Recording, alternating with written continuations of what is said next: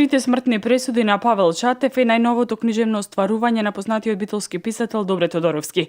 Романизираната повест за истакнатиот македонски револуционер, гимиџија, член на гимиџиите, еден од основачите на ВМРО и по ослободувањето на Македонија првиот министер за правосудство Павел Шатев, од неодамна го има и второто издание.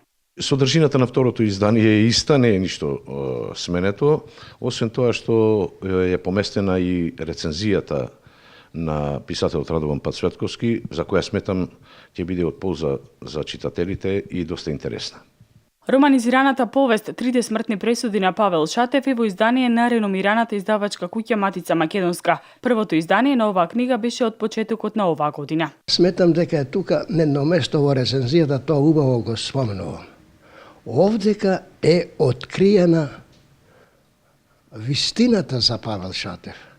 Она двојна вистина. Павел Шатев е личност кој дава силен белег на македонската револуционерна борба. Смртните пресуди се однесуваат на пресудите изречени во 1903 година од турските власти, во 1941 година од бугарскиот цар Борис и во 1949 година од тогашните власти за неговото нереволуционерно дело.